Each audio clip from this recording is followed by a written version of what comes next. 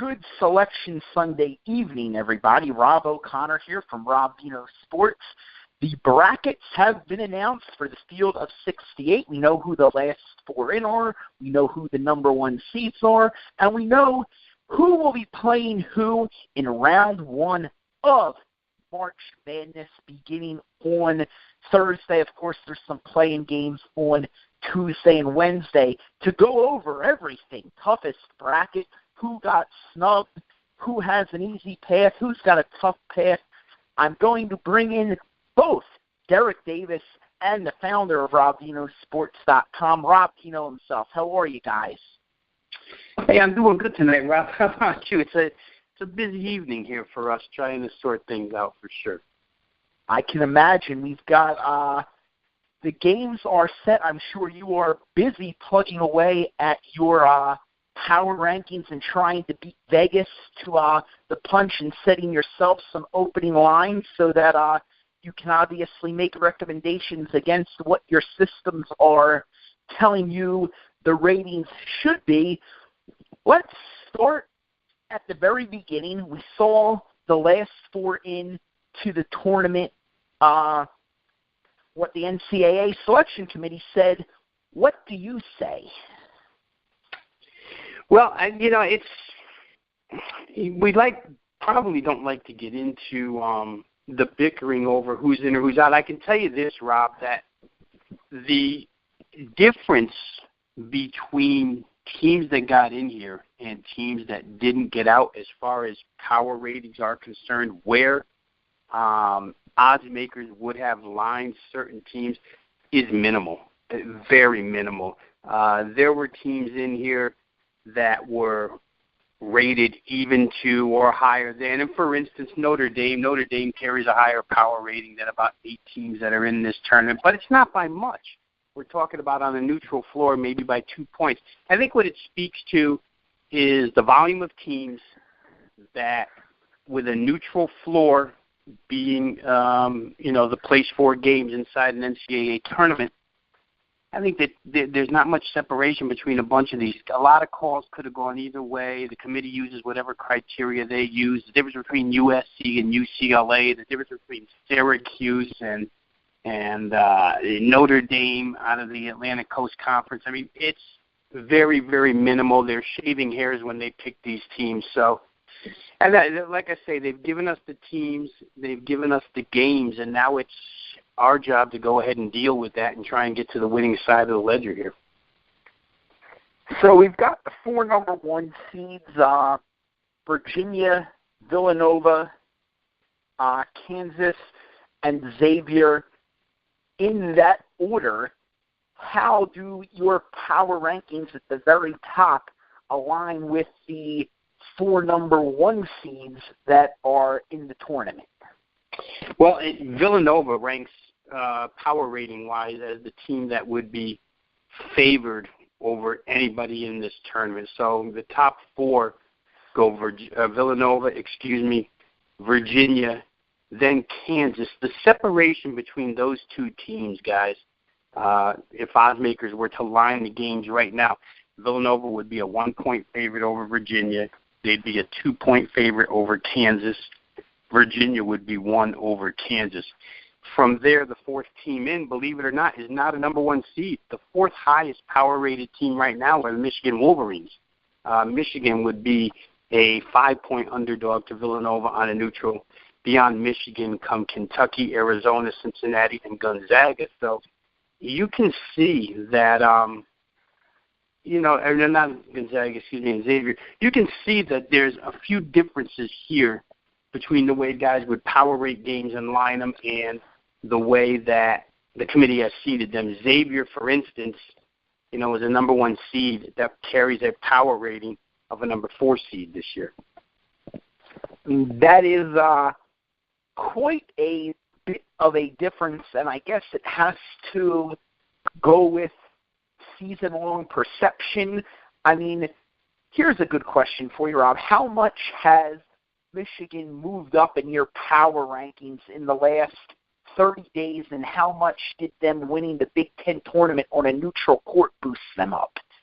Yeah, their climb started about 6-7 games ago, Rob. And, when you get to that point in the season, now remember, I think a real good thing for guys to understand is that power ratings are moved up and down by odds makers and by handicappers on the basis of what the closing point spread was and what the margin of victory was. If a team like Xavier is favored by 9.5 and they win a game by 11, there's really not much movement in a power rating. Probably stays the same. If a team is favored by 9.5 and they win by 21, they get a little bump. The losing team goes down a little bit. So what these numbers are telling you by having Xavier not on a one line where handicappers' power ratings or odds makers' power ratings are concerned, what it tells you is that, they were pretty well set by odds makers all season long, and their winning margins didn't vary off of the point spread as much as Michigan did. Michigan underdog in a lot of situations, winning games outright by margin. So that's how it's done. That's how it gets to be a bit of a difference between odds makers and seedings for a tournament. I would say that, in the case of Xavier, they haven't really climbed all season. They've really been in one spot all year long, guys. They've been a good team. They've racked up a lot of wins. But the odds makers have had them lined properly throughout the season. So for that reason, no real climb, no real decline. I mean, you just look at Xavier's out-of-conference schedule. They had a win at Wisconsin. Wisconsin ended up being very down. And then I guess they're kind of living off of some out-of-conference wins against Baylor, Cincinnati. I guess Marshall ended up making the tournament. They beat them out of conference. They beat Colorado out of conference. Not a huge win there. But then, through the Big East schedule, they lost to Providence. They're in the tournament. They lost to Villanova twice. Neither game was really close. Villanova's in the tournament. So, you look at their losses this year, they really don't have a bad loss. They don't necessarily have the most impressive of wins either, but you have them as a 4. The committee says they're a 1. You think Michigan should be a 1. The committee has them as a 3. Anyone with a bigger discrepancy than Xavier being seated 3 lines higher than they should, either way, higher or lower? Yeah, and let me go ahead and reestablish a couple of things that we've said here, Rob, because as I mentioned, we're working on the fly here. Michigan would be on a 2 line right now as the 6th best team. The 4th number 1 should have been Kansas as far as power ratings are concerned. So let's just go over that real quick. Villanova, Duke, Virginia, and Kansas, those 4 teams are the highest power rated teams by odds makers, by handicappers. Then the second line would be North Carolina, Michigan State, Michigan, and Purdue. The third line would be Kentucky, West Virginia, Arizona, and Cincinnati. And on the 4 line, Gonzaga, Xavier, Tennessee, and Florida. So if we're looking for teams that were overseeded or underseeded, obviously we've talked about it enough now. Xavier, to an odds maker, the most overseeded team in the tournament. They're a number 1 seed based on wins and not really based on results as far as point spread and margin of victory are concerned. I would say that without looking right now, because I'm not seeing where Arizona was seeded, here shows them a 4th. Perhaps where, Rob, as I look at the power rating numbers, you tell me, where did they seed Michigan? What number did they get? Michigan's a 3 seed in the West bracket with Xavier, actually. So they might get to duke it out and decide who really deserves to go to the Final Four out of that bracket. That would be pretty good. And did Purdue took less than a 3 seed? Then is Purdue a 4? Where's Purdue at?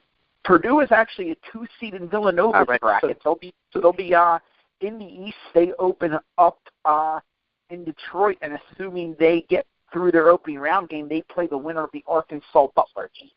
Yeah, so there you go. I think that the biggest discrepancy as we go through the top 4 lines here on the fly between odds makers and bettors and between what a committee and polls would say is Xavier's obviously overseeded. That's not to say that they can't go out and beat anybody in the tournament, because once you break loose of your conference opponents, and Xavier does have a unique style about them, you can go out and win some games. But don't be surprised if the lines on Xavier games aren't exactly what you thought they would have been.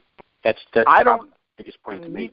Me personally, being a Big East guy and following it closely, I don't think Xavier plays enough defense to warrant the number one line. I mean, there's games where they're giving up 80, 90, 100 points, and I just don't think their defensive consistency is there enough. I mean, you look at some of the games they played during the year. They gave up 91 to Georgetown, ended up winning that game in overtime.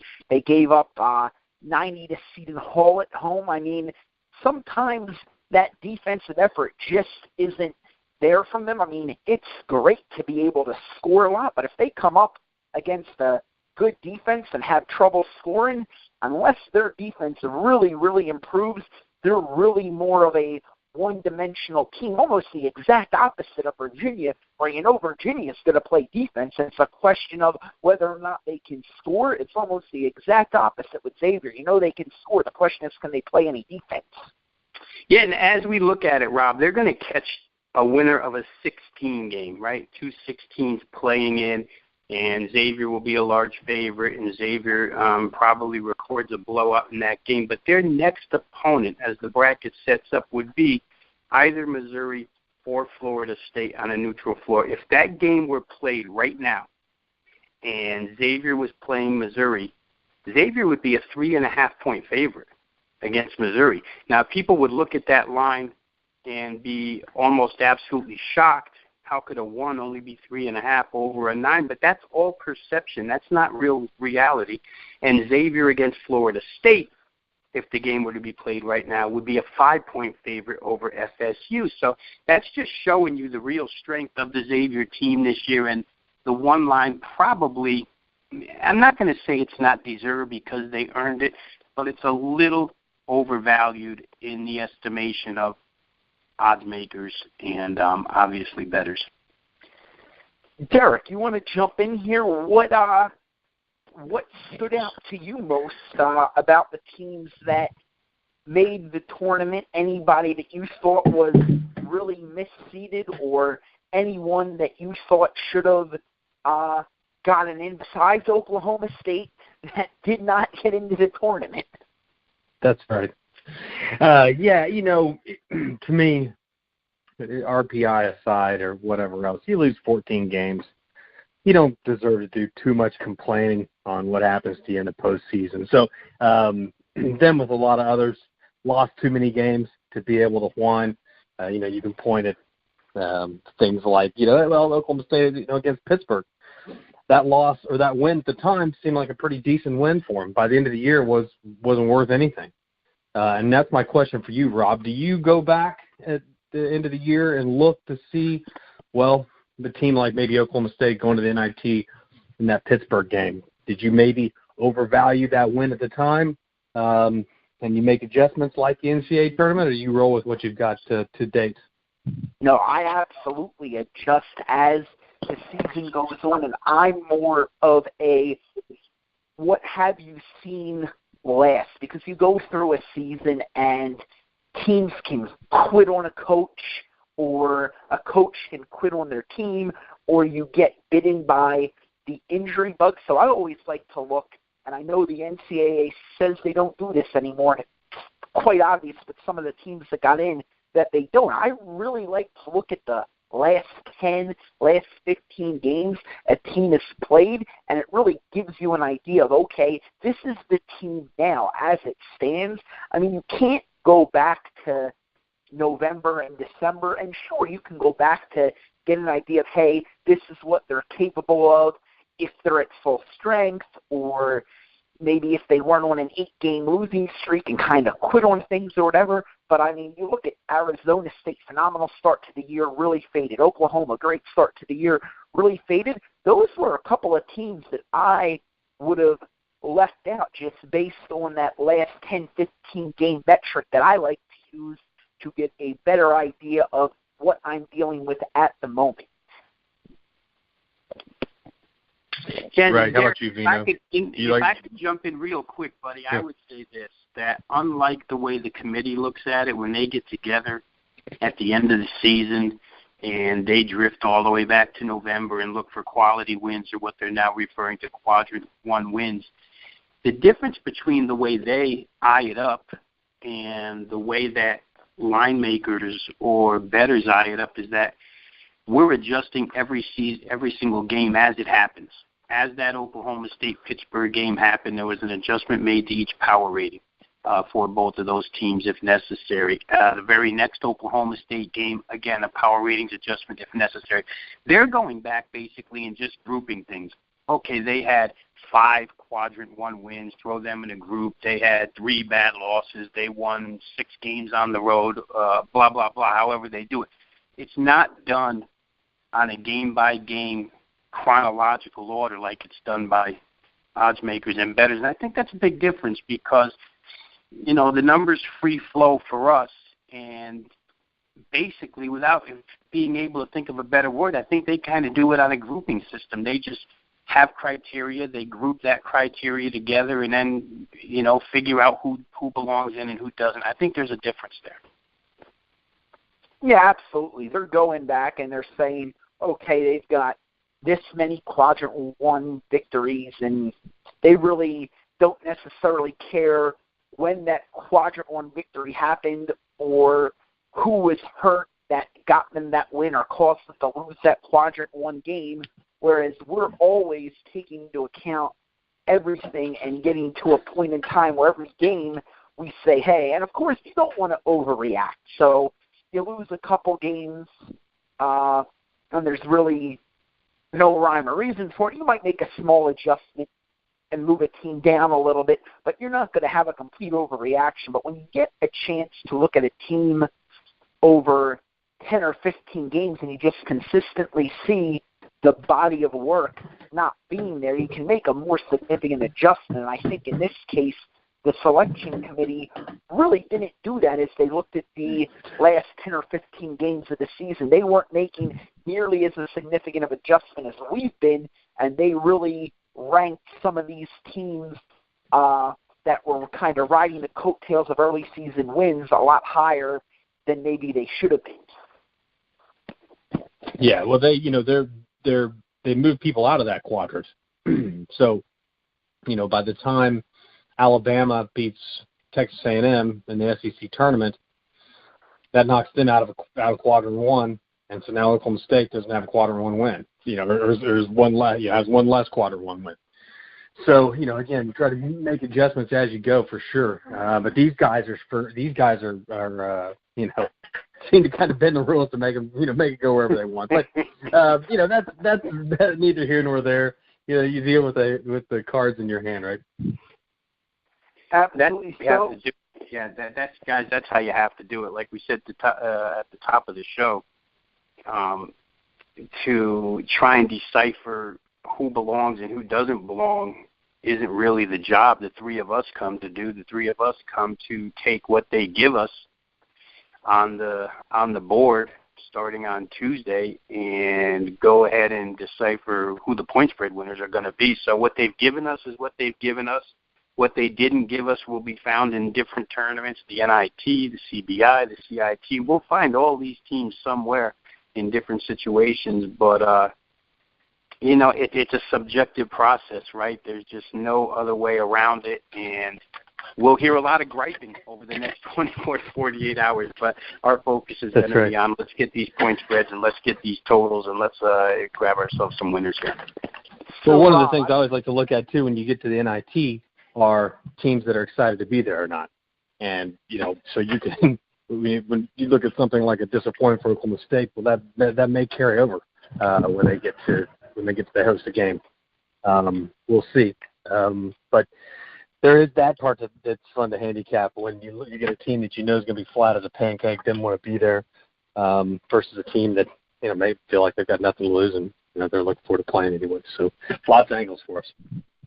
Absolutely. We kind of touched on that on the NIT Rules Change podcast this afternoon a little bit about some teams just aren't jacked up to go to the NIT because they were either a conference regular season winner and thought they were going to go to the NCAA and then they lost their conference tournament, or they're a team that was on the bubble and was just on the wrong side of the bubble, and now they're kind of stuck with the NIT and they might not necessarily get up for it the way they get up for a tournament game in the Big Dance. Yeah, there's a ton of those angles to be considered, guys. I think that, and Rob, you're right, this afternoon we did talk about this a little bit. I think the most cut and dry as far as the handicaps are concerned is the NCAA tournament. You don't really have to worry about the effort and focus. You're certainly looking at the travel for teams. Some teams do get shipped quite a distance first round in the NCAA tournament. However, unless you're playing Tuesday, Wednesday in Dayton, you got plenty of time from now until your game tips off, even if you're the first game on Thursday, to get there, to get practices in. So focus is not a problem. NIT, Derek, like you said, it's probably the number one thing. You go up and down the streets in Las Vegas or the casinos in Las Vegas, sports books, and ask, 1,000 guys that bet games every day what they're looking at in the NIT, and it's information on focus and effort. There's no doubt they're reading every article to find out, just to see if they can find one quote where a team seems disinterested or a coach seems disinterested, or on the other hand, a team that seems real happy to be there. A lot of times, teams that have 4 underclass in the starting 5, those are the teams that are happy just to be going to a tournament. You get a team with 4 seniors that's not going to the Big Dance, and now they're going to some second-rate, in their mind, second-rate tournament. And, you can go against them in the first round. I don't have exact numbers in front of me. It's just it's a general theory that you go by. And as I said to Rob earlier in the day, that NIT is a funny tournament because these teams that had aspirations of getting to the NCAA, you can mark it down every single year. They may come up flat in game 1, but if they do somehow get by, not cover a point spread, but get by and win straight up, all of a sudden the lure of Madison Square Garden for these kids grows bigger and bigger, and it becomes a snowball, and they play better as it goes on. So we'll see. It's a totally different handicap in the NIT, but it's a great point for anybody listening tonight that the NCAA and the NIT just aren't handicapped the same way. So, Rob, I guess, and I don't know how far along into the process you are. I know these games just came out, so if it's too early to ask the question, I'll most certainly ask it again at a more appropriate time. But you've got your power rankings, and you've got these teams rated, and you say, okay, on a neutral court, this one should be favored by 6 or 8. How much can these rankings take into account totally different styles of play, and how do you factor that in when trying to look for an edge or an angle when you get a team that plays a maybe really up-tempo against a team that likes to grind it out for 30 seconds per possession and play tough defense? How does that get factored into your rankings and where you think lines should be on certain games? Yeah, I think that, power ratings, Rob, just for general knowledge, they're nothing more than a baseline number. You create those.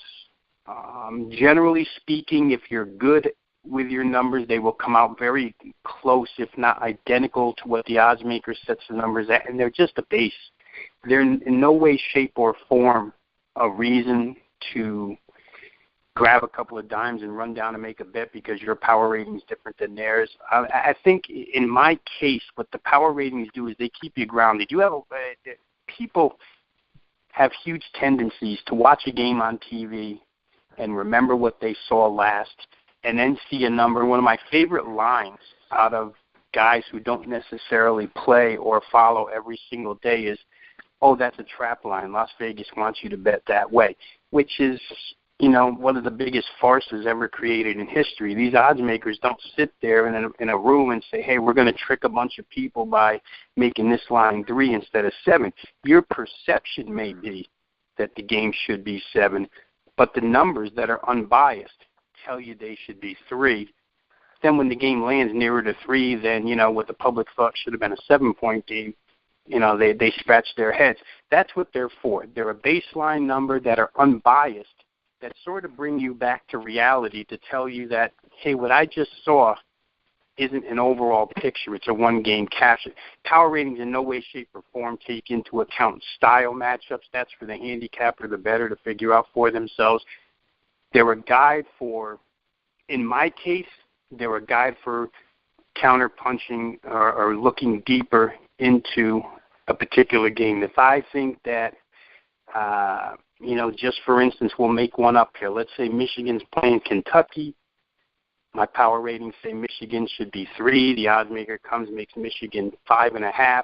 I'll look deeper into the game. Why did you have it 5.5? Is it because of an injury? Is the injury worth 2.5? Blah, blah, blah, right on down the line. But that's all they're for, really, Rob. They're a base foundation. They should be, if you're any good at it, like I say, they should be extremely close to where the line maker's numbers come out, if not right spot on. If they're way off, you're reading too much personal opinion or putting too much of your own editorial into those numbers. So that's basically, in effect, that's what they are. They're a baseline. They're unbiased. They're a starting point. I would never recommend to anybody that you run right to the window because your power rating varies from what the odds maker opened up the line at. So I don't know if you had a chance to look at all of the games yet, but do you see any big contrasting styles in play that stand out to you?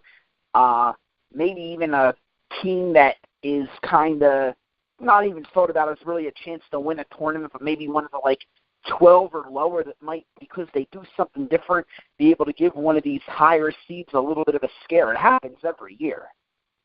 Yeah, I think, and you know what, Rob, for the sake of the NCAA tournament and this particular question, let's go ahead and look at the 5-12s because, you have no reason why, right? I mean, nobody can explain to me why every single year a 12, maybe more than one 12, defeats a 5 in the first round, but it seems to happen. It's the first matchup that a lot of people will look at, the 5-12s, to see if they can find an underdog. Some people play them blindly now, but let's just look. You have Murray State in the East Regional against West Virginia.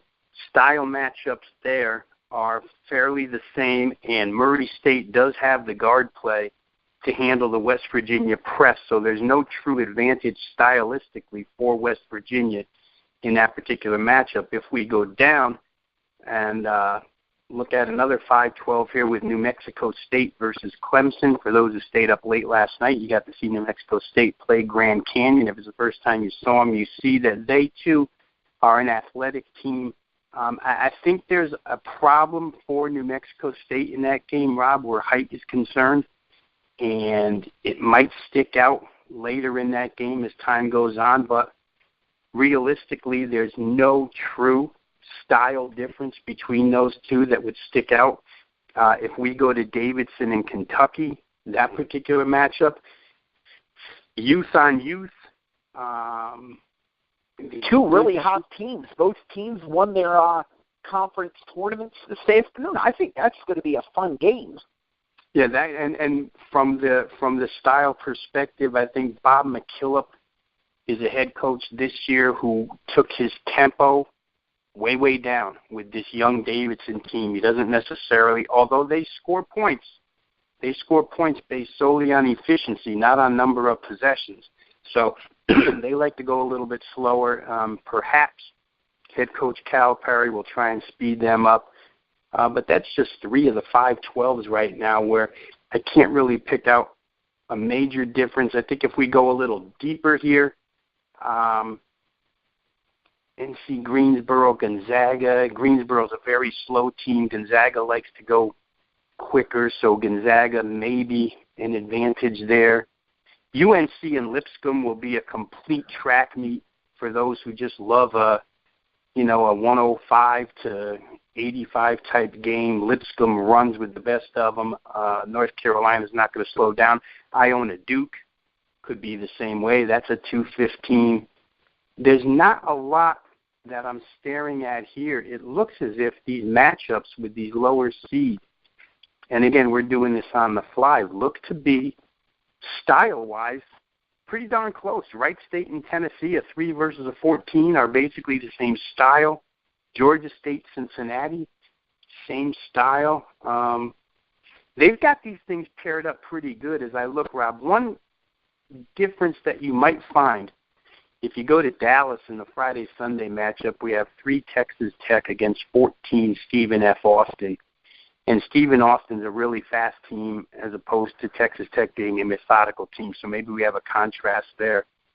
Otherwise, I would say that the odds makers at first glance, and remember we're doing this Sunday night at 7:35, matchups just came out, but at first glance, it looks to me like the styles are set up pretty good. Not a lot of contrasting philosophies between teams in these games here. How much, when you look at the playing games, forget the 16 seeds because let's keep it realistic here, but how much of a factor, and does it adjust your line at all when you've got UCLA and St. Bonaventure? They're going to play in Dayton, and then the winners got to get to Dallas, and then you've got Arizona State, Syracuse. They've also got to play in Dayton, and then the winner there's got to, not nearly as bad, just has to get to Detroit. But how much does that extra game and then the extra travel factor into those lines that you might set on those games? Is it worth a half a point? Is it worth nothing? I won't make a change. I'll see what the odds maker thinks it's worth, and either I'll disagree or agree with what the odds maker where the odds maker sets it. So that's back to the point that I was making before, that power ratings, in my case and in many cases, I would say about in 80% of the cases where bettors make power ratings, they're there to have a true number and see what the odds maker is adjusting for, what he's adjusting for travel, how much he's adjusting for an injury, how much he's adjusting for style. Sometimes nothing, sometimes a little something, but when you see it, you can take advantage of it. I think the biggest disadvantage for Arizona State, Syracuse, and the 2-11s play-in game, and St. Bonnie, UCLA, and the other 11s play-in game, is the fact that you don't get a lot of prep time. You've got to, if you're St. Bonaventure, you have to immediately prep just to beat UCLA, and then you have to come back less than 48 hours later and play Florida. There's no preparation time in between for the winner who's going to catch Florida. So it's a disadvantage for sure. And the same on the other end. The winner of Arizona State, Syracuse, has no time to get ready for TCU. I think that's the built-in edge for the sixes in those matchups. I got to tell you, I'm just looking out a little bit, and you've got Virginia. I think they're going to get by Creighton or Kansas State, but you look at them having to play the winner of a Kentucky Arizona game potentially, and those are two teams that can easily score into the 70s or 80s. If they're able to control the tempo and the style of those games against a tough Virginia defense, but if they're able to speed it up and get up by 10, 12 points and kind of force Virginia to do things a little bit differently than you're used to, I mean, I put Virginia on upset alert there. If you're talking about styles, those teams could give Virginia a little bit of trouble. Derek, what do you think about Virginia, buddy? Man, they've been covering more larger point spreads this year than years past. I'll tell you that. Normally, when they were 6, 7, 8 point favorite, you could go the other way and count on them squeaking one out 3, 4 points. But this year they seem to have had a better feel for how to play maybe as a favorite than in years past. But, I don't see anybody beating them really I'm going to look at their bracket right now. Style or not. Now, some team gets hot, hits a bunch of threes over the top of them or something like that maybe, but consistently over 40 minutes, it's going to be hard for anybody to score on those guys. Well, I can tell you, if it gets to Virginia-Cincinnati in an Elite Eight game, it might be first one to 45 wins. Yeah, that's a mud sticker, yeah. Yeah, that one's like watching the old cement dry. Yeah, I think, Derek, let's dig into what Rob was saying a little bit, though. In a lot of cases, that's easier said than done against that Virginia team, right? We saw last night in that ACC final where Virginia plays UNC, and we know Roy Williams wants to push Virginia, and he plays them as much as anybody, right? They're going to see them twice in conference play each year. And if anybody knows if there's a way to speed them up, it would be Roy Williams, yet they can barely speed them up. You have a game total last night that lands 134. Virginia gets to 73. Carolina, they get 61, I think, in that game. If they can't speed you up, and they know you, and I know the other side of that coin can be used. Virginia knows UNC as well and how to slow them down. But I just find it hard to think anybody across the country can make this team go fast. It seems like they are the one team that can dictate the pace that they want, no matter who the opponent is, and you're just not going to break them out of it. Now, they sort of do what Princeton used to do under Pete Carroll back in the day when Princeton ran that Princeton offense. They would shoot a shot and not even go for the rebound. All five guys would turn around and run the other way to prevent fast breaks. Virginia, to an extent, does that. They send about 3/5 of their team back, and they don't want to let you get any transition baskets. So when that's the makeup and the philosophy of your defense, boy, it's hard. Even with as fast as some of these teams play, at least in my opinion, you go ahead and give me yours. But to me, Derek, it seemed hard to me that anybody could speed Virginia up. Yeah, I don't see anybody speeding them up. And I'm going through their, Duke scored 63, Louisville 64. For the most part, though, tough to get above 60 on those guys. And again, they're not going to face anybody with that kind of talent from their conference for a couple games. Still looking total-wise. Yeah, go ahead. I was just going to say, Creighton's a fast team, right? McDermott likes to play quick, but, they don't see in the Big East. And, Rob, you watch as much Big East as anybody, right? So kick in here as well. Nobody in the Big East Creighton doesn't stand a chance. They're not going to speed Virginia. Nobody in the Big East prevents you from running. They're going to run into that Virginia defense, and it's going to be like, oh my God, we have to set up every single trip down the floor and face this half-court defense. That's a tough proposition for non-conference schools to all of a sudden see what Tony Bennett and Virginia do defensively. The team most equipped out of the Big East to handle Virginia is Villanova, because Villanova can play either way. They are not like Xavier where they don't have the defense. Villanova can play defense. You even look at last night's game, and they held Providence to 66 points, and that was with overtime. So, Villanova can play fast and score 85-90, or if it's slower and a little more grinded out, Villanova's just as comfortable playing that style as well.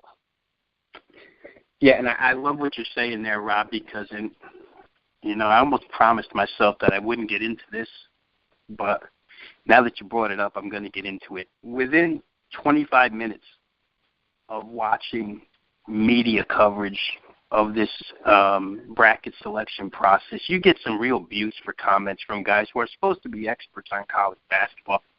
To your point, Kenny Smith, who covers the NBA and, masquerades as an NCAA analyst for 3 days a year, said that Villanova probably don't make it out of that bracket because Villanova has to play at a certain pace to win a game, which is, I mean, you just said it, it's absolute BS. They could play a million different ways. They can beat you from the outside. They could beat you from the inside. They could run. They could slow down. They're a very diverse team, probably the most flexible team in this particular tournament as far as I could see. And I had another beauty from Seth Davis, who said Virginia Tech versus Alabama. Let me make sure I have that matchup right. I think Virginia Tech is playing Alabama. You're right, absolutely. Yes, the winner actually plays Villanova. Yeah, so his comment was Virginia Tech, Alabama, absolute track meet, first team to 100 wins. And, you know, you wonder where these guys, what they watch and what they see. I believe that Buzz Williams' team, Virginia Tech, is on a run now of 9 consecutive unders. They had 8 straight until the ACC tournament. I believe it's up to 9 now. They've played remarkable defense recently. And Alabama under Avery Johnson is no 100-point team. So, you know, the advice and the lack of knowledge that you'll get from these other shows just continues to baffle me. But I agree with you. Villanova is diverse. And they have the best shot. It's probably why they're the highest power-rated team, too, because they win by margin no matter which way they play, and they're in a good league. I like what they have going. And now that they're healthy, especially, Rob, you know, you can speak to that, too, with Phil Booth back and the whole team back. They're a good squad.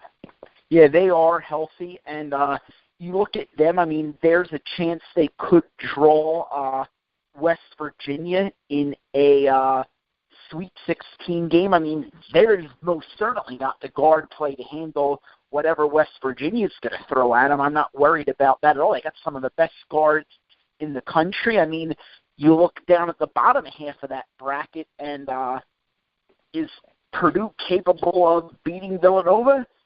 Sure. I mean, Purdue's going to have to outscore Villanova. That's going to be a more up-tempo game. You're talking probably somewhere in the upper 70s to low 80s, I would think. But, I mean, Villanova's just as capable of saying, Purdue, you want to run? Hold on. We don't.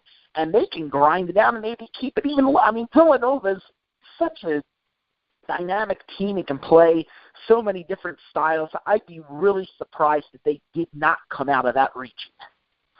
You know, that would make for a great game, Rob, because as we dissect it now, get a little more fundamentally into that game, Purdue's a team that surrounds a 7-footer, Isaac Haas, with a bunch of three-point shooters, Dakota Mathias and company, and they remind me an awful lot like Villanova, except that Villanova doesn't really have the true 7-foot scorer that Purdue does, but the fact that Purdue can play inside out or outside in, Villanova can do both as well. They both can run. They both can slow down. They really are mirror images of each other. Would be a great matchup. Give me a quick thought on this, though, again, and we'll stick with this bracket now that we're going down this direction. Let's stay in this direction with breaking down brackets. You're familiar with the Big East quite a bit. Butler is going to take on Arkansas. To me, Arkansas is a team, I said this on a show a couple of weeks ago, and to the host, they were talking about SEC opportunities in the NCAA tournament, and were there a couple of teams that I thought could make a deep run into the NCAA tournament that maybe people aren't looking at, and just based on style and the way head coach Mike Anderson's team plays, and the fact that they're senior-laden, and the fact that those seniors account for something crazy, like 87% of the points scored. Arkansas is one of those teams that can, when they get it going and they get it into their tempo, they can go. Last year, I think they were a Sweet 16 team, if I'm not mistaken, and now this team is back, so I feel like they could do it again. But against Butler, go ahead and give me a read on Butler and how you think they'll be able to handle Arkansas. Will they slow them down? Will they go ahead and run with them? They're a high-scoring team as well out of that Big East. What do you make of that matchup? I mean, you look at what Butler did this year, and their most impressive win is obviously over Villanova at home. They scored over 100. They shot completely out of their mind from three-point range. that game. I'm trying to click the box score to see what it was, but I think it was like well over 60% from three-point range here. And so that's their best. Let's see here. They shot 68.2% from three. They were 15 of 22, and they beat Villanova in that game by 8 points, shooting 68% from three. Then you really delve into what Butler's done outside of that game, and it's not a whole lot. I mean, they have the win against Ohio State, which is a quality win, no doubt about it, but when they had a few other opportunities to step up and get a win, they didn't get the job done. They lost to Purdue, they lost to Xavier, they lost to Creighton, they lost a couple times to Seton Hall. They lost to Villanova twice. I mean, I think that they're seated right in the 10, and I mean, are they capable of beating Arkansas? Absolutely, if they shoot 68% from three-point range. Yeah, and if I were to tell you, and we'll just go through this now real quick, that Butler in that game is likely to be a 1-point favorite, sort of tells you how close those two teams are as a 7 and 10. Perhaps we'll wait and see what the total is on that game, but perhaps it'll be a number that's workable toward the over. I just don't know that Butler will be able to slow, or even try for that matter, to slow Arkansas down, because as you go through the Big East games that Butler's played and the teams that they played, the Xaviers and the Georgetown, St. John's, Seton Hall, Butler played fairly high-scoring games for the most part this year. So it's an interesting game, and we'll see how those two teams do against one another. That's quite a bracket there. And like you say, if it does boil down to Villanova and Purdue, I think that's a great matchup and one that everybody would enjoy seeing. Here's the concerning thing for Butler. Aside from the Villanova game that they did win 101-93, they lost to Xavier. They scored 79, gave up 86. They lost to Seton Hall. They scored 87. They gave up 90. They lost to Creighton. They scored 74, gave up 85. They rematched against Xavier, and they lost 98-93. Butler's problem isn't scoring. Their problem is stopping offenses, and Arkansas is a high-octane type offense. I could very easily see that game getting to one of the teams reaching 90 points. Yeah, and that's exactly the point we're trying to drive home here, is that that's a game that has offensive connotations to it. And if you're the head coach at Butler, we know what Mike Anderson's going to do, right? Mike Anderson's going to score. He's not going to slow the game down. If you're Butler walking in there, you have a philosophy on how you want to handle this team, and I just don't know that Butler's capable of slowing Arkansas down, which would mean you have to outscore them, and that could be a real high-scoring affair. Just real quick, through that East Regional, Rob, with the 16 teams that we see in there, I'll give you, as I look at it, hey, West Virginia could be problems for anybody there because they press opposing guards so hard. So I wouldn't be surprised if West Virginia made noise in that bracket. Virginia Tech, like we said earlier, under Buzz Williams, playing very good basketball right now. The end of the season has been good for them. Florida's been an enigma for a lot of the year. I don't think Mike White has been able to get through or reach his team. They should have been a lot better than they were this year. Texas Tech, fully healthy now. Interesting team, because when they were healthy, some would say they were the best team in the Big 12, say early February, before they had the injuries to Keenan Evans and company. So you got a bracket there with Nova, West Virginia, Purdue, Texas Tech, and outlier in Arkansas that plays a style that might be able to defeat anybody. Wichita State's in there under Greg Marshall, but I don't like their defensive capabilities this year. Still, they can score.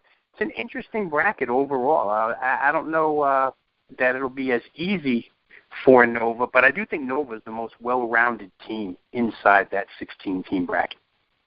Well, I'll be really interested to see when the odds come out for team to advance out of the bracket. If I can grab Villanova at plus money, I mean plus 150, I'm probably there. Probably worth a play for me. Just kind of set it and forget it and not worry about trying to make money off of them in each of their individual matchups. I'll clearly look at some totals because, like you said, there's a lot of teams in this bracket that can score some points. So, I mean, you're probably more likely to see some high-scoring games. I haven't looked at all the brackets, but I did spend 10 minutes before we came on really looking at that Villanova bracket, and there's some teams that can score, though. You might get some overs if the numbers are set right. Yeah, there's no doubt. That's an offensive-minded bracket. Let's skip real quick here. Go to West Regional, where Xavier's the one. Again, a team you're real familiar with out of the Big East. Florida State, Mizzou in that 9-8 game. We talked about that a little bit.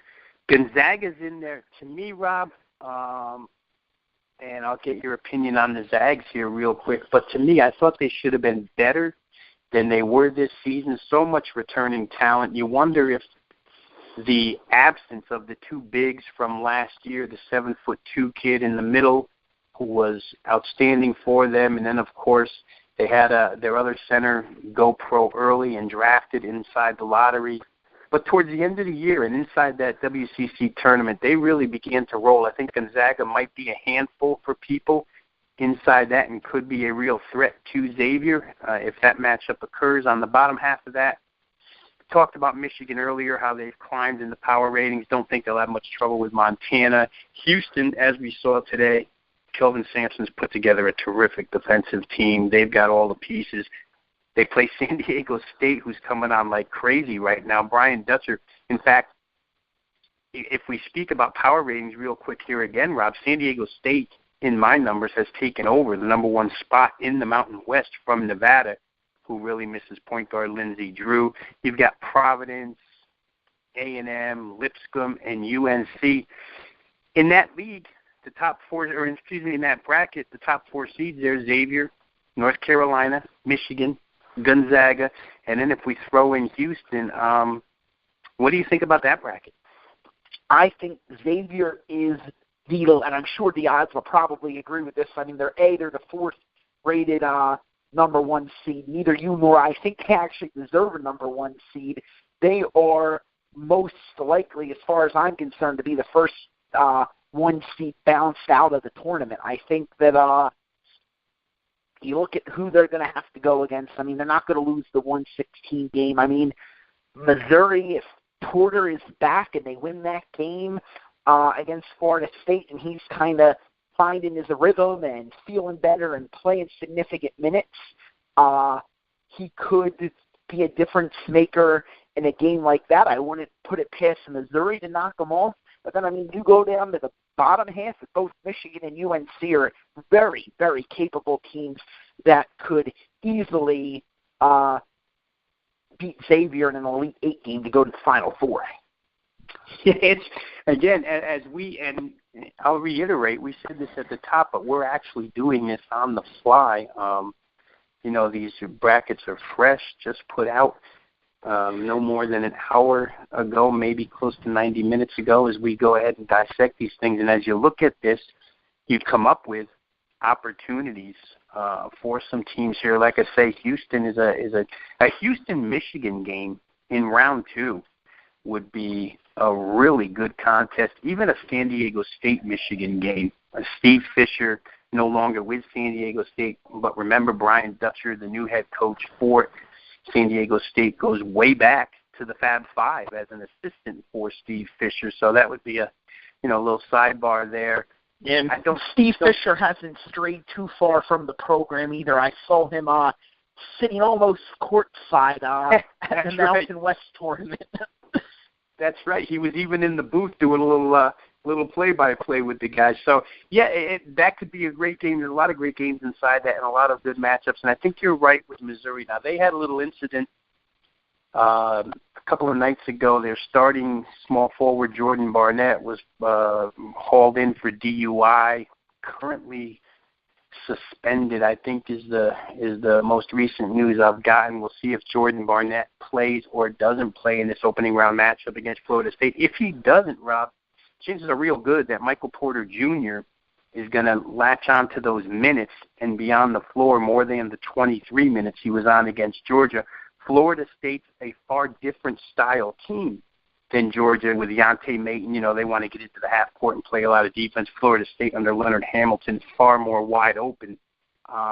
Interesting matchup there. And like you say, if Porter gets it going, Missouri could be a problem for Xavier in the second round and even a problem down the road inside that bracket. So we've got some capable teams inside that West region 16-team bracket. Absolutely. I mean, at least as far as I'm concerned, I mean, there's probably the top 6 to 8 teams that really have a chance to win it. And then I think below that, and you really hit this on early when you talked about Notre Dame missing out on the tournament, but being all of those teams there being so close together. I think, and I don't know exactly what your numbers say, but if you go from, let's say, the 4 seeds down to the 8, 9 seeds, the differential in points probably isn't a lot. And there's a lot of parity, and I think there's going to be a lot of good games.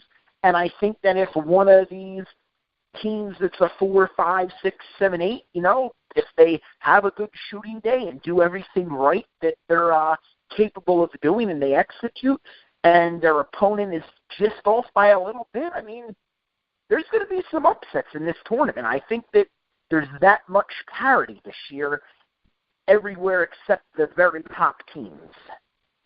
I'll get one more out of you, and then we'll switch over to this Midwest regional. But real quick, Providence made that deep run in the Big East tournament. Any chance that they're spent now when they play? I mean, A&M is not a team that comes in red hot. It's not a team that's played up to expectations. In fact, I'd argue that they're one of the teams that's played below preseason expectations more than any other, you know, top 15 rated team. But for Providence, you think there's a carryover to the momentum, or do you think Ed Cooley's bunch kind of runs out of gas here in the first round against A&M? Well, I mean, you saw them totally run out of gas against Villanova in that overtime. But if you look at that situation, they had played 2 overtime games in a row and were now going on to their 3rd overtime game. So if you look at what Villanova or what Providence did, they played a lot of extra minutes, but, you know, it's not the back-to-back-to-back scenario. They're going to have some time off. They're going to be able to catch their breath. And even though they didn't win this tournament, you look at what it did. It propelled them from being out of the field to they did enough to even earn the at-large bid without winning the tournament. And, you know, sometimes that's all you need is that, like, boost the momentum, and then you go. I mean, you look at what happened the year UConn won it all. They come in, they win the tournament, and then they just keep on going. I mean, I don't think Providence is going to go that far by any stretch of the imagination, but to see them get by Texas A&M, I could absolutely see that happening. Yeah, I agree with you. Texas A&M is a team that really has to press a reset button here, and I haven't seen them flip that switch all season long, save for a 4-game stretch about midway through the season. Otherwise, been a big disappointment. If we look at the Midwest, the 1 is Kansas, the 2 is Duke, 3 is Michigan State. Boy, there's power there, right? Kansas, Duke, and Michigan State, 3 blue bloods in one bracket. 4 here is Bruce Pearl's Auburn team, smallish, but certainly gimmicky enough to give people trouble. Clemson, amazing what they've been able to do without their top player for, 8, 9 games now. TCU, who lost Jalen Fisher, their top guard, they've sort of hung on this year. TCU, Rob, to me would have been a perfect Big East team this year, and of course Jamie Dixon used to coach in that league. But they are very much the equivalent of Seton Hall, Butler, those Big East teams. Marquette, run up and down the floor, score points, not that great on the defensive end. You got Rhode Island, Oklahoma. I don't know. To me, when you get outside the top few here, there's very little opportunity for a long shot to come through this bracket unless we talk about Kevin Keats' North Carolina State team, which a lot of people have pointed to. But you know what? As soon as they started pointing to NC State and jumping on that bandwagon, that team lost 2 of their final 3. So, again, they're like Auburn. They're kind of gimmicky. They're 4 guards, the way he played at Wilmington, and they're going to run up and down the floor and try and beat you 90-85. Just don't see anybody getting beyond the Kansas, Duke, Michigan State trio. Of those 3, which one of those you like the best? I mean, I think you have to go Kansas. I mean, even with the injury issue, they won the Big 12 tournament. They're just a really good basketball team. I mean, Michigan State showed some cracks in the Big 10 tournament, falling to Michigan. And now they've had a long layoff, and I wanted to ask you this. What do you think the Big 10 teams coming in this tournament, the layoff, an advantage or a disadvantage? Yeah, that's a real, you know what, that's something that you answer with 20/20 hindsight, right? I mean, if the team goes out and lays an egg in their first game, then, oh, my God, it was too much rest. They were rusty. And if they come out and win by 25, it's, rest was great for that team. In Michigan State's case, Rob, I think my biggest concern would be the youth on that team. That's a young basketball team, and I know they're talented, but when you have that many freshmen and sophomores running around, when it gets to it now, Bucknell's a very disciplined team. That'll be their first-round opponent, but Bucknell doesn't bring the defensive edge that they brought in years past. However, they can shoot, they can score, and they've done this before. Remember, Bucknell beat Kansas in the NCAA tournament a few years back, so they can be trouble. I think if I were going to compare them to Kansas, I would dislike the youth for Michigan State. I would even dislike it put up against Duke's youth, because at least Duke has youth surrounding Grayson Allen, and Grayson Allen can provide leadership for Bagley in that bunch, so I would rate Duke a little bit higher than Michigan State. But I think I'm with you. Bill Self in Kansas, they've got more experience. They've got great guard play. They seem to be okay in the middle, even though they had an injury to their starting center throughout the Big 12 tournament. They did all right. And he'll be back for the tournament from what I hear. Right.